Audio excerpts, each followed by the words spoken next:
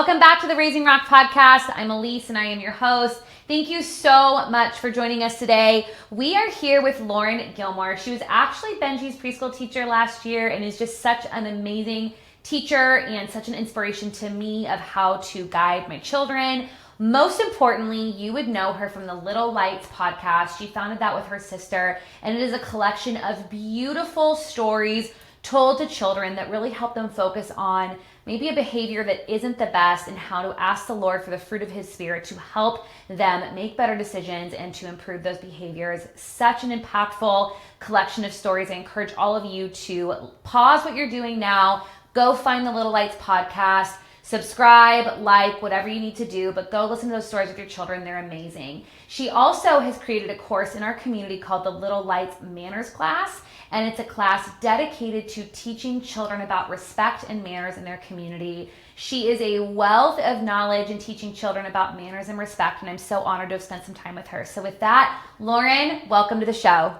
Okay, what came first, the Little Light podcast or your manners class? Little Light podcast. And tell the audience, what is the Little Light podcast? What's the heart behind it? Give us a little bit of a flavor of what you guys do.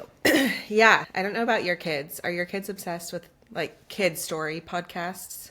You know, honestly, they're obsessed with your podcast. I haven't gotten much into other ones. Okay. If you have recommendations, we'll link them in the show notes because when you guys are on break from Little Light Podcast, I'm like, what do we listen to? Like I don't know, I just feel like there's nothing great out there. Your guys' was for me, like that was the podcast for us. Sweet. Yeah, my kids are obsessed with kids podcasts. And my friend had to, because, you know, we'll listen to like kids worship and different stuff in the car, but my friend had told us about this podcast called Lamplighter. And it's not explicitly Christian, but it's at the end of every episode they'll have like a virtue, and I think the person who makes the podcast is a believer. Anyways, we got into that and we listened to like Lamplighter Kids is what it's called. We listened to all the episodes, and then I would just search on Spotify Kids podcasts, and a lot of them there's just icky stuff in them. Of course, like the Peppa Pig one, there's 2 moms or 2 dads or something like that. On Peppa Pig? The Peppa Pig podcast, and there was another one. So not even Peppa Pig is safe. No. Yeah, don't listen to that one. Is the same with the show or just the podcast? I don't know. I kind of always thought the show, I've never paid too much attention to it, but I always thought it was... We don't really... I guess not. I don't know. I haven't seen the show in a long time. I would think if the podcast is going to have 2 moms and 2 dads, it would be the same. Exactly. There was like, that would come up and I'd be like, oh, we can't listen to this one. Or, you know, there was like Pinkalicious. You have boys. I don't know if you know Pinkalicious, but they have like a Pinkalicious podcast. But, you know, the little brother like loves pink and dresses and that kind of stuff. There's just, of course, weird stuff in all of these safe children's podcasts. And I was telling you earlier, my sister was a special ed teacher and she does not teach anymore, but she is gifted at like communicating with children and like stories. And when she was a teacher, sorry, I feel like I'm getting nervous now that I know it's recording. Don't get nervous. Okay. You're good. What was I saying? We'll edit all that out. Yeah. Your sister was a special needs teacher. Yes. My sister was a special ed teacher, and she had all of these characters in her classroom for like different behaviors that her students would struggle with.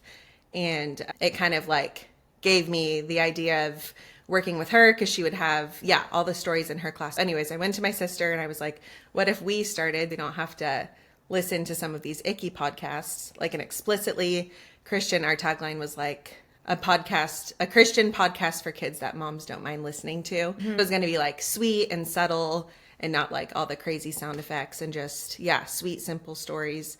And she wrote a lot of the stories, and then I would write at the end of the story like a Bible teaching time, and we went with fruit of the Spirit. Each story would a character in the story would struggle with, you know, like self-control or anger or kindness or gentleness, and then we would go into a little Bible time and talk about how the fruits of the Spirit, the Lord can give us the fruits of his Spirit and enable us to, enable us to like work through those feelings. Yeah. The Lord can fill us with the fruits of his Spirit and enable us to work through those feelings. And we can be filled with patience and we can be filled with self-control, and just talking to kids how to pray Well, for and I think that. you guys did such a good job of like, and I would love for you to kind of walk us through a couple stories, but I think you did such a good job of, you would tee up, what is Iggy the monkey? What's the monkey that like goes to take a banana and then the butterfly gets hurt? I think, yes. Like such a good job of, there'd be this story, the kids are invested in the story, something goes wrong, and you guys pause and talk about what went wrong. So the story stops, and it's like, hey, here's what went wrong here. I've struggled with this. Yeah. How about you guys? And it's like you're interacting with the child, dissecting what went wrong, and then the story picks back up. With the positive resolution, and then you guys wrap with the Bible verse, the memory verse. And it just flowed nicely. And it really was engaging for the child. It wasn't long that they got bored, but it wasn't short that it was like, wait, I just got into this and it's over. Like, you guys hit all of it. That's sweet. Yeah. And I think I would make episodes about things my kids were struggling with, or talk to friends and be like, do you have any good ideas? Like around Thanksgiving, one of my friends was like, thankfulness, or around Christmas, like, how do you like show appreciation? Like, my kid just wants everything, just like different real life things that our kids struggle with. There's a lot of content. There's a lot of content. It's funny you bring that up. I have struggled with building this brand, having these conversations, coming at it from a place of a humble heart posture. I'm not doing this because I have all the answers. Quite the opposite. I'm doing this because I need help finding the answers. If I need help finding the answers and I have all the tools in my tool belt, how much more do people that don't have the tools in their tool belt need help? Anyways, I digress. But I struggled with, I feel like I have endless examples of content. Like, I mean, the list. We should back this up. Lauren was my son's preschool teacher last year. She had a front row seat to... I can say a lot of very kind things about your parenting based off of being his teacher, truly. I was going to say you have a front row seat to all of the content that I say I could share of where we have opportunities. But I struggle with keeping my kids. It's not that I want to keep their identities private, because I show them and they're part of it. It's not like, oh, I want to protect their face. I don't blur their face out in pictures. That's not what it is. But I don't ever want them to listen to this podcast as they grow up or see things on social media and be like, Mom, you told people that? Like, you told someone that I did? Like, and to be embarrassed. And I struggle with, how do I share authentically because I'm struggling with A, B, and C, or my kids are struggling with A, B, and C, without it being inappropriate or something that they would be embarrassed by if they found out that we talked about it. And I don't know if there's I don't have any answer to that, but it's just funny that you say, like, I feel like I had so much content to draw from. I'm like, yes, I have so much content, but I struggle with how and what and all of that. Yeah, for sure. I feel like for me, our contexts are a little bit different, but for our podcast, it's like all the things that my kids struggle with, I'm like the senior version of that. Like, you have no self-control when your shoes don't go on. Like, do you know myself? Like, I still don't have self-control, and I'm 30 years older than you, you know? I feel like for our podcast, I would just, and I think that's beautiful to do with kids when you're like walking them through something, is be like, Mama struggles with the same exact thing, you know, and share from, because it's true. I'm not faking it. All the things that my kids struggle with, I'm like, I'm still working through that. It's a lifelong thing. And you're learning how to, obey me and your dad and follow what we're teaching you. But I'm reporting to God. Like, I'm still learning how to obey him. Yeah, exactly. Yeah. They're in that training phase with me. And when they turn 18, they're going to be where I am. And it's like, Lord, I need your spirit to enable me to live the way you want me to live. Yeah, it's all very genuine. I had a conversation with a guest. The episode hasn't come out yet. It'll be coming out probably after this episode. But she was basically talking about the importance of having this open door of communication with her children, especially in places of struggle or hardship. And they're much older. She's parenting teens. As there maybe is, with little kids come little problems, and with big kids come big problems. So the problems are much bigger. It's being exposed to things at school that are inappropriate, struggling with addiction, whatever that might look like, right? Like, they're dealing with bigger problems. And she said, I have worked hard. The number one thing I care about is keeping this open door of communication with my kids. And what I'm getting to that's similar to what we're talking about is, she's like, everything that they struggle with, either their dad or I gave them that in their DNA. Like they struggle with it because I struggle with it, or they struggle with it because their dad struggles with it. When I think about that, of the things that are hard for me with Luke and Ben, I'm like, I'm literally looking at a mirror. Yeah, totally. Like I struggle sometimes if they're like obnoxious or loud or whatever. And I'm like, I am obnoxious and loud. Like that is me. They are that because of me. And it is humbling. Yeah, it is. And slowing down and looking, I don't know, more deeply at their behaviors. It's like you can start to pick up some of those things. Yeah. I try to say it's all my husband. But when I look at it and I'm like, it's actually all me. Yeah. Yeah. All me. It's all me. I'm the problem. It's me. Okay, back to some of the episodes. I'm going to put you on the spot. Give me your top 2 favorite stories and characters. Ooh, okay. I think my 2 favorite, the first one we did was pertaining to anger, and it was Mad Mouse and the Missing Cheese. And it was this cute little story that my sister wrote about this mouse and in a mouse family, and she loved cheese much. My husband's still literally like, my husband and I will quote it like, she lived for cheese, she worked for cheese. Like my sister is just very funny with her writing. She's such a good storyteller. And the mouse wakes up and one of her siblings ate her piece of cheese, and she just goes on a rage tour against her family because of the cheese. And it's just silly, but applicable. Yes. Maybe I'm not going to go on a rage tour over cheese, but I might go on a rage tour over my sister took my shirt. Or like something is out of place. Like I promise you, I put my phone here. Yes. Where did my phone go? Yeah, for sure. And my kids, I mean, it just goes back to, I think, self-control. I forget what, I think that might have been the fruit of the Spirit for that one. But when we experience anger, like what do we do with it? And how do we, because we're going to get angry and things are going to frustrate us. But how can the Holy Spirit fill us with himself that we can respond in a God-honoring way to our anger?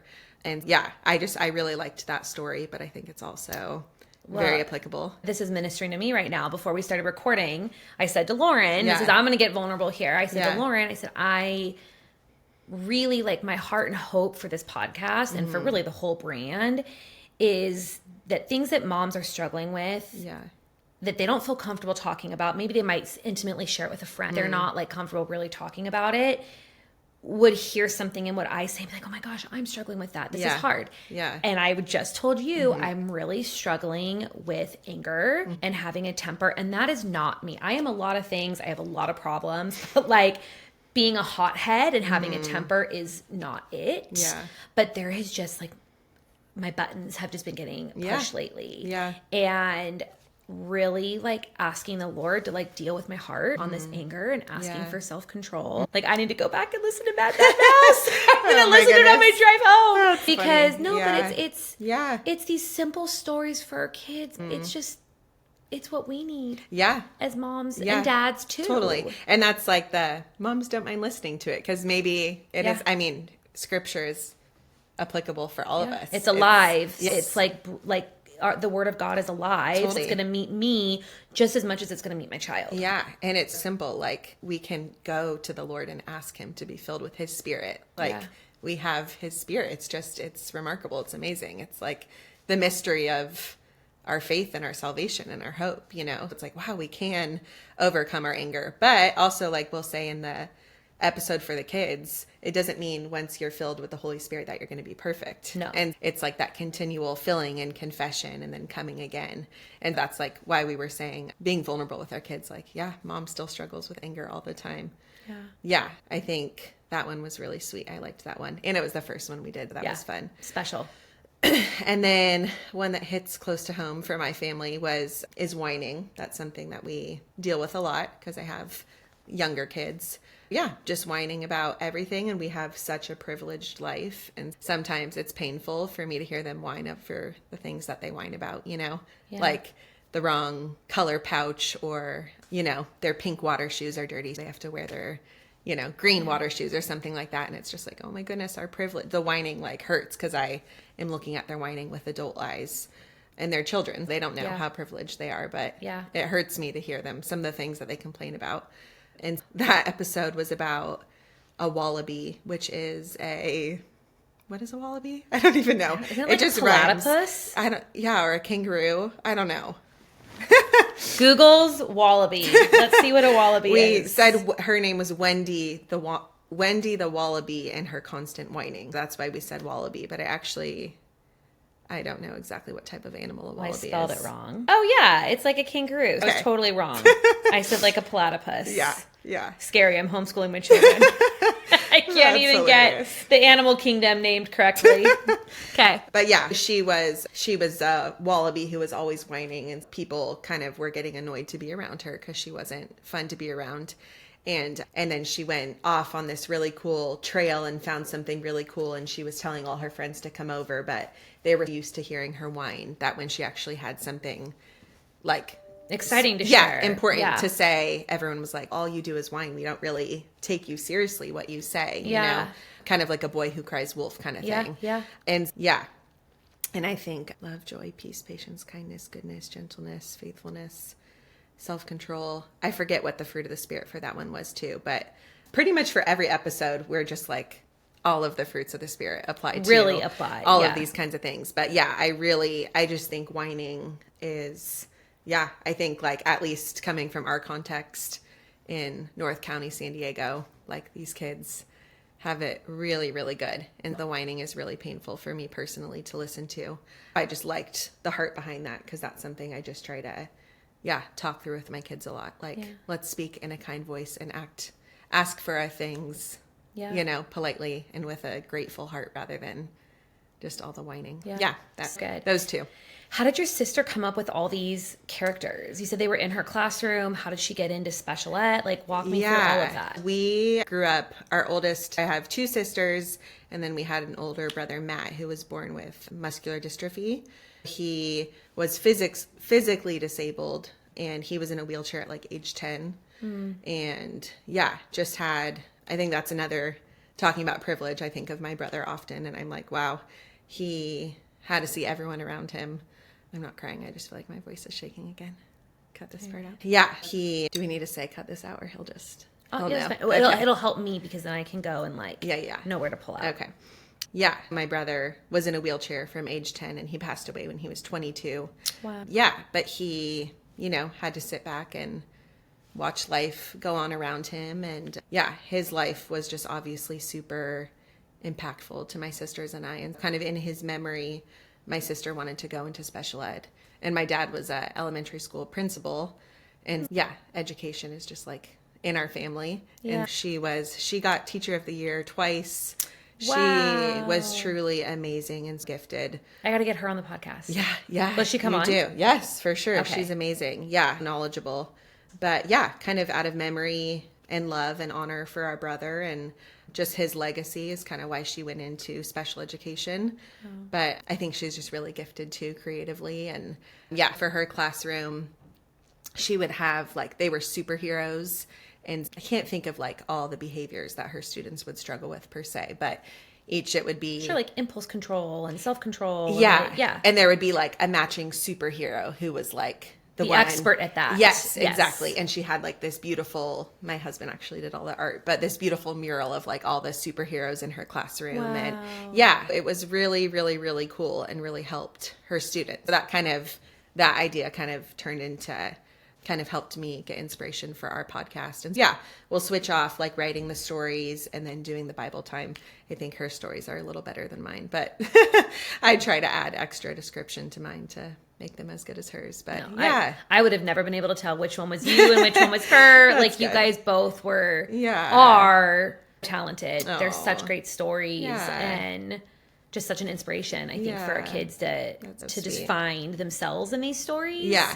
And it's just cool. Many of the stories that I know, the work that we're doing at Raising Rock, everything is a book that has pictures, and it's very much alive for you. But what I loved about yours is I have a picture of what Mad Mouse looked like in my head. Yeah, and I'm sure it's different than what you picture and what my kids picture. Yeah. And it's just cool to just have the child and our imagination as an adult just bring the story to life. Totally. It's so also special. A great quiet time tool. Yeah. I know the screen time conversation, and I vacillate between, sometimes I'm it's okay if my kids watch shows, and then sometimes I'm we are going screen free. But it's a great way if you need like 15 minutes to go Yeah. do your makeup or something, to just turn on a podcast and they can color and you can, Yeah. you know, trust that it's going to be all wholesome, Yeah. very good things that they're listening to. Because like I had said earlier, you know, some of the kids' podcasts are just corrupted by the world already, you know, aimed at children.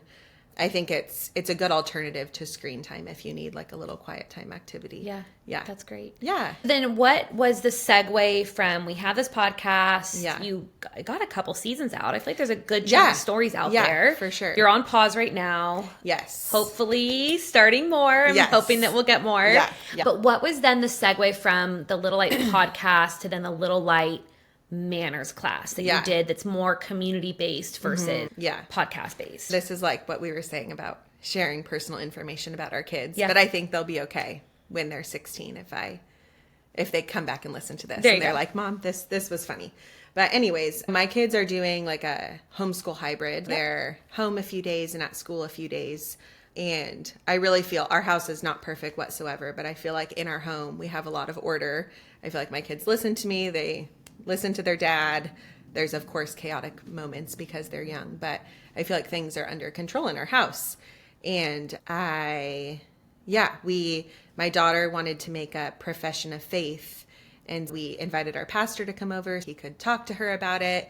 And I didn't even, once again, she's not perfect, but pretty respectful to her dad and I. And I didn't think about prepping her for our pastor coming over. And I was just like, oh, Pastor Eric's going to come over and we're going to talk about, you know, the gospel and what you believe, and share with him about your faith. And he came over and he brought over pizza, and he has 4 kids, and it's just gracious of him to come spend his night with us. And once again, no prep for my daughter. I just told him that he was coming over, and we were like all sitting down at the table, and I think she was 5 at the time, maybe 6.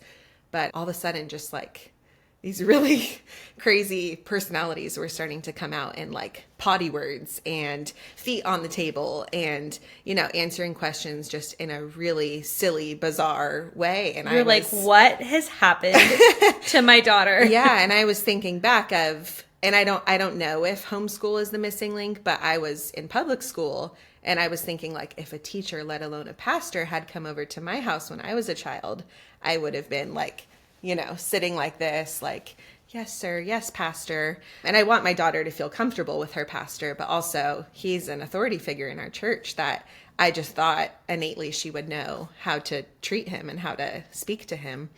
And I was like, frankly, just super embarrassed when he left. And he's gracious. He has 4 kids, and he's like, oh my goodness, I don't care at all. And, you know, sweet stuff. He was still able to pull stuff out of the conversation. But that night was my inspiration for the manners class. And I kind of just started connecting the dots, and I'm like, my kids, I feel like my home is really under control, and they understand how to respect their parents, and how that's an example of they're learning how to respect God and how to obey God. And when they're older, they're not going to have their parents to obey. They just have the Lord to obey. I feel like they really understand that. But I kind of started realizing, like, outside of the home, and I think for my family, the reason is because they are homeschooled. They're with us more. There was like this disconnect. And it's not like they're disrespectful to every person that they interact with outside of the home. But I started thinking like, oh my goodness, like, teachers. Like, I, once again, thinking back to when I was in school, I don't know if scared, but I just had this innate respect for authority figures. And I teach at the preschool, or I taught at the preschool, and a lot of the kids just were not afraid of me. Like, they would say super disrespectful things to me, and I, you know, things that just kind of surprise me sometimes. Like, it's not, you don't just listen to the teacher because she's the teacher. I feel like times have changed, and kind of just got. Why do you think that is? I don't know. I think like the gentle parenting movement has come into the church, and I think I want to do an episode on that stuff. There's a lot to dive into, but I've thought a lot about it. And I think for my family, like they don't have as much exposure with respecting adults outside of our home. Cause even at church, we go to a Presbyterian church, and they're in the service with us. They don't have like Sunday school teachers, but I don't know at school if it's like some of that gentle parenting stuff, and just being told like, this is your teacher, you respect them, you listen to what they say, you know, things aren't as black and white as they used to be. There's a lot of filler and cushion, and let's talk about how Well, you if feel. you don't feel like doing this today, let's find something you do feel like doing. Yeah, exactly. Yeah. And it would be, and all just normal kid stuff. And I think when I was in school, it's not, once again, like I was perfect, but when you see like an intense pattern, it kind of starts to get your wheels turning. But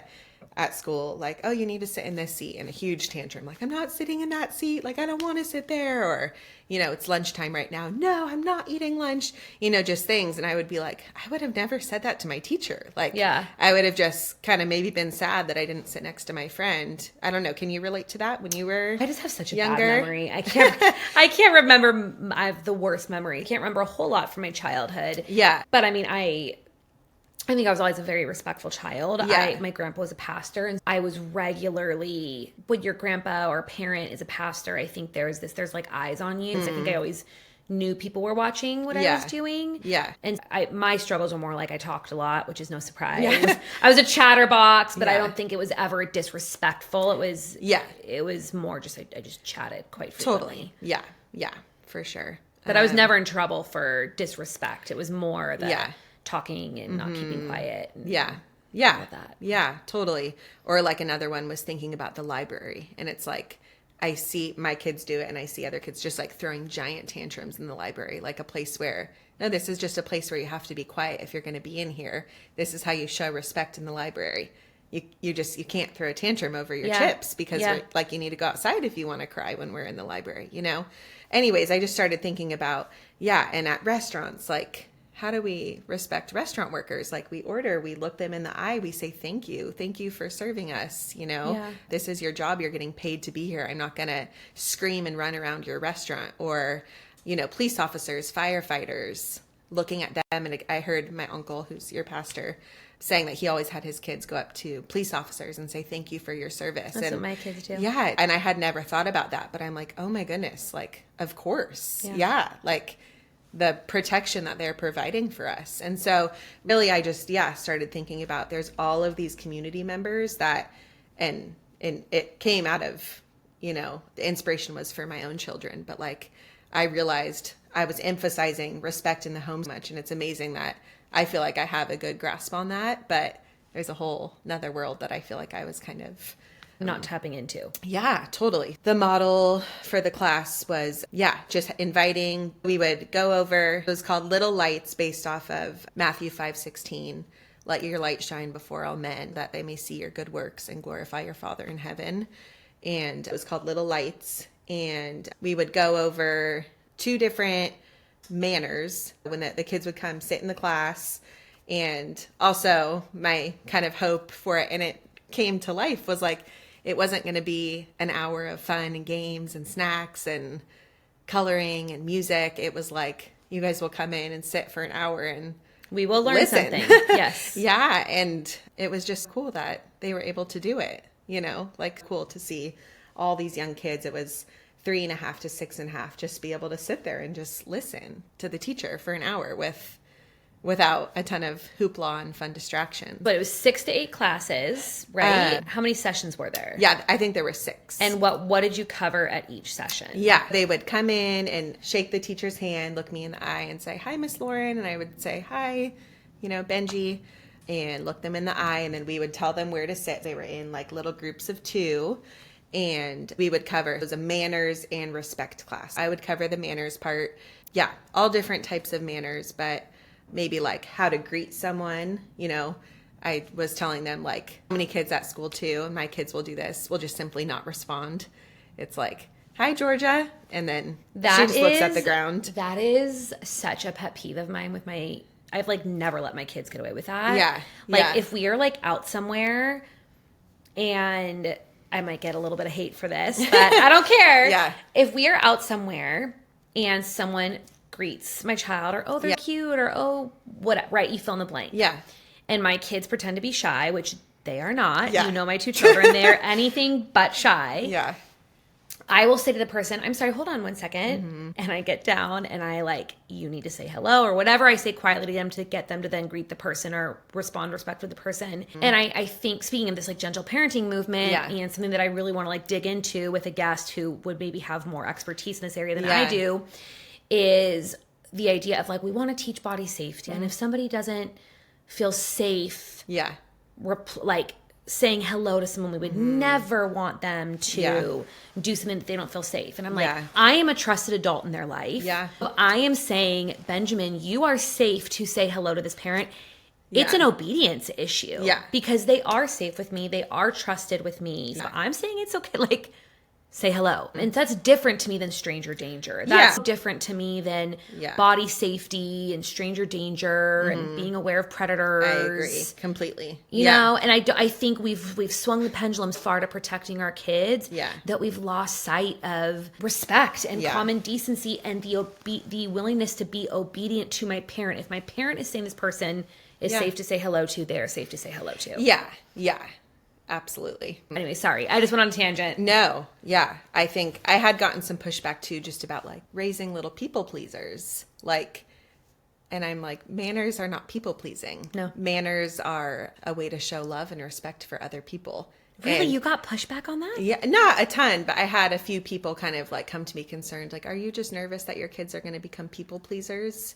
And yeah, I mean, the 10 commandments are summed up in love God, love others. And if we treat people with disrespect or we don't have the decency to respond to them when they say hello, like, that's not loving. No. It's not about people pleasing. No. You know? Interesting. Yeah. It's very interesting for It's sure. so strange to me that someone would make the connection of I'm teaching my child manners to it will become a people pleaser. Yeah, I know. Yeah. But anyways, we would choose 2 different manners. Responding. It's like, that's a manner. It was very low bar, that one. But yeah, and we would practice like, you know, Miss Lauren's going to say hi to you and you're going to respond to me. And I would be like, hi, Elise. And then you would say, hi, Miss Lauren. And I would clap and do like a really, you know, dramatic applause. Like, it's amazing that you responded to me, you know, like making such a big deal about it. Cause that happens to me all the times with kids where they just simply won't respond. Yeah. Everything from from greeting, responding, eye contact, to being a host, talking about how our guest deserves the best. Like we had one class where the manners were on hosting and how you treat people when they come into your house and sharing your toys and just valuing others above yourself and all of those kinds of things. There's a million manners that you can, and it wasn't as much as about like etiquette, like, you know, chopping not an up your etiquette food. class. Yes, it was more like manners. social, social etiquette, which is such a lost. Totally. And and I had like a lot of really sweet feedback from parents about, we were in line at Trader Joe's and they responded to the checker, or they shook someone's hand, or they've been making such great eye contact with me. And it's like, it's cool. Like the small little pieces of fruit with our kids are just like, we cherish them deeply and we praise God for them because they're beautiful. Yeah. And it's a lot of work to raise up a human. Like there's much that goes into it. And so much. Yeah. Any small piece of fruit, it's just like glory to God for that because it's genuinely encouraging.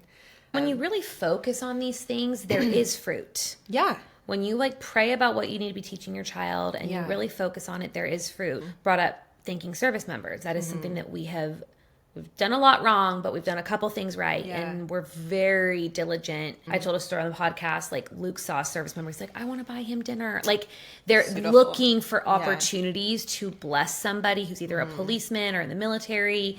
But that came because we set out an intention as a family that matters to us as parents. Like we want to show them respect. Like I get emotional every time I see a military homecoming video. Like that's something that matters to me is showing appreciation to those people. I've made it a matter of importance to my children over time. It's taken several years of, hey, look at that guy has a hat on that says he was in the Navy. Like, what do you go say to him? And at first it was me having to go with them. Hey, my son wants to tell you something.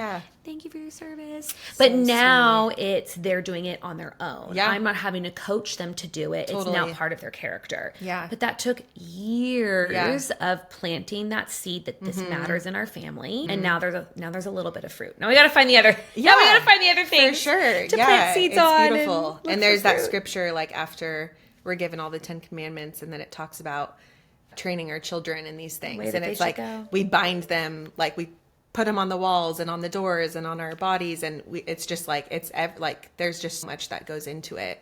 And it takes a lot of practice, but it's cool. Like, it works. It works. Yeah.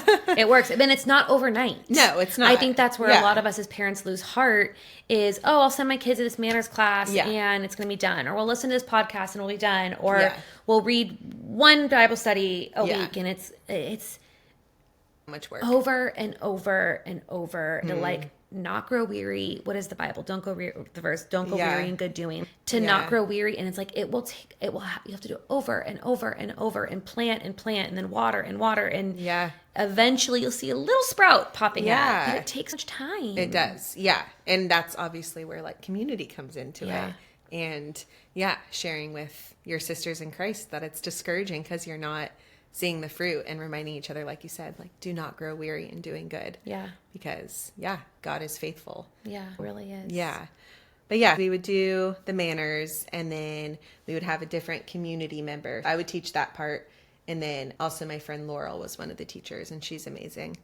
And then we would do the part about respect. A different community member would come in. We had like one class was on respecting your grandma, and this amazing grandma in our community that I know you know and love really, who has just the most magical touch. There were like 30 kids in the classroom that Laurel and I were struggling to get under control, and she comes and she's almost like whispering and just has this magical way. Just has a way. Yeah, but talking, sharing like, this is how you respect your grandma. Because that is another, sometimes I see my kids respect or disrespect their grandparents, and it's like, no, this is, an elder. This is someone that you treat with gentleness and love, and you carry in her groceries. And the grandma talked about how her big, strong football player grandson always takes out her trash cans. And, some of the boys in the class are like, oh, I want to do that for my grandma, just hearing from her about this is how you respect your grandma.